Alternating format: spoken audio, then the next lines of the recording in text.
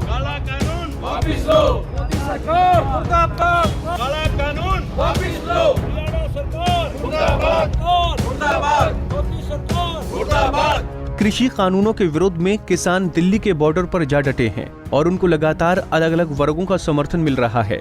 खाप और मजदूर कर्मचारी वर्ग तो पहले ही किसानों को अपना समर्थन दे चुका है, वहीं अब कानून के जानकार वकील भी किसानों के साथ कंधे से कंधा मिलाकर खड़े हो रहे हैं।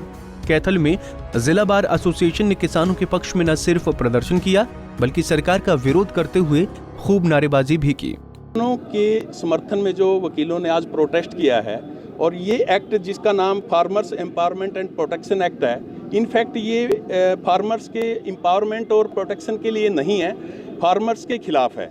न सिर्फ ये वकीलों के किसानों के खिलाफ है, पूरी वकीलों के भी, लीगल फ्रेटर्निटी के भी खिलाफ है। क्योंकि इस एक्ट में, इस मौजूदा एक्ट जो सरकार ने 2020 में बनाया है, इसमें कहीं भी जो मैटर किसानों को लेकर उत्पन्न होंगे उनमें कहीं भी सिविल कोर्ट को पावर नहीं दी गई, इसलिए वकीलों का काम इन्होंने ख़त्म कर दिया।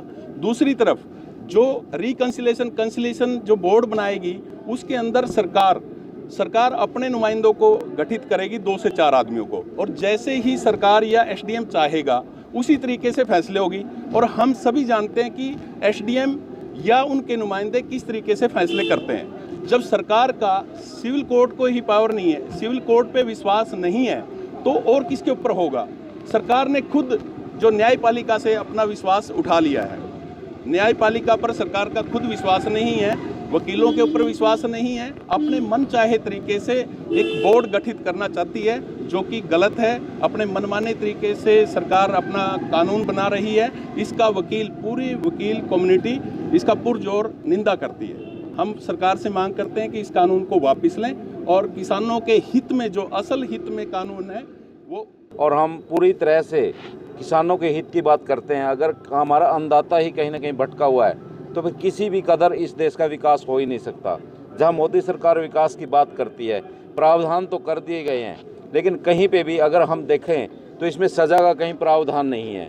अभी हमारे सीनियर एडवोकेट बोल रहे थे, बहुत अच्छा उन्होंने कहा कि अगर इस चीज़ को कहीं सिविल न्यायालय से दूर कर दिया जा रहा है तो न्याय कहाँ पे औचित्य होगा जब वकील के ऊपर विश्वास नहीं रहा। वहीं पे फिर सज़ा का भी कहीं प्रावधान नज़र नहीं आता।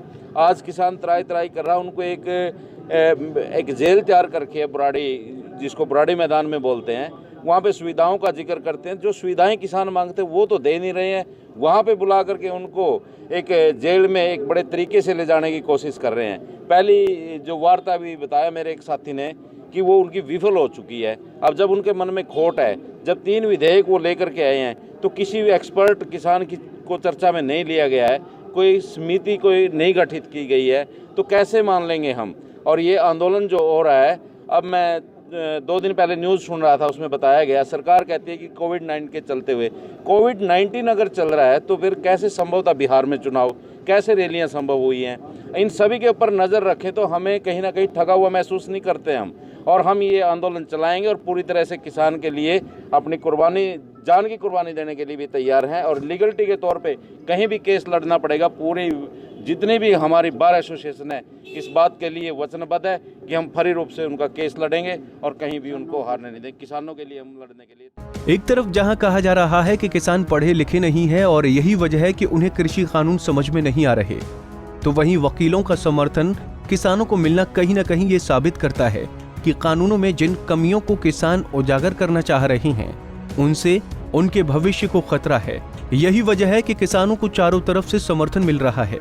इतना ही नहीं, वकीलों ने किसानों का समर्थन करने के साथ साथ उन पर दर्ज केसों को मुफ्त में लड़ने की बात कही है। कैथल से जोगिंदर कुंडू, पंजाब केसरी टीवी।